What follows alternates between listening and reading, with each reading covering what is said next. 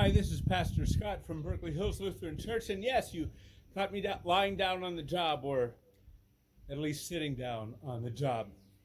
I am sitting down on the ground behind the back entrance to the church. I wanted you to see this. This is a cornerstone that was made from our old altar that served the congregation as its communion table and altar between 1962 and 2010. When we renovated the sanctuary, we took that altar and broke it into pieces and used those pieces as a way of blessing the building. So the one that is in the back of the church, which is the main office entrance, we have written this quote from the book of Revelation, from Revelation 21:5, "Behold, I make all things new." The whole quote goes like this.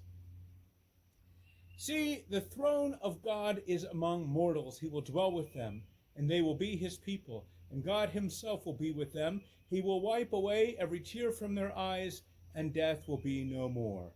Mourning and crying and pain will be no more, for the first things have passed away.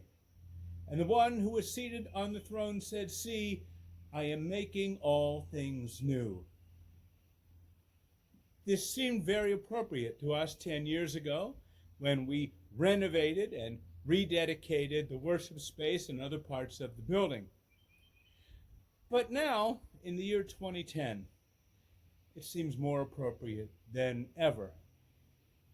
The quote that says, "Death will be no more, and mourning and crying and pain will be no more," in 2020, it seems like we have a never-ending supply of grief, and just when we think things won't get any worse, they manage to get worse.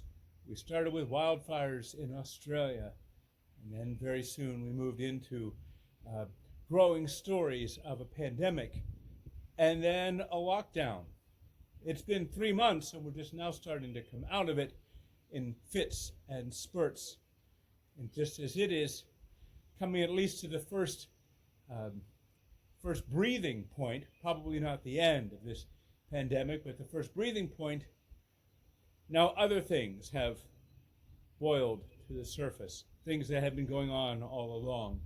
Cries for justice and for peace, for equity and fairness. There is unrest that the country hasn't seen for nearly 50 years, not in this concentrated form. If ever there was a year that embodied death and grief and pain for us in the United States, it has been 2020, at least in the lifetime of most of us who are here now.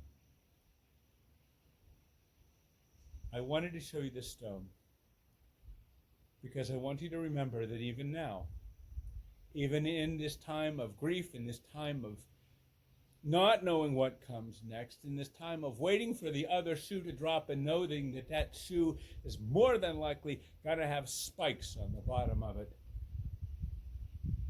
even now, we have the promise that God makes all things new. You know, we who believe in Jesus believe in a God who has come to us in human form and who died. Jesus knew death.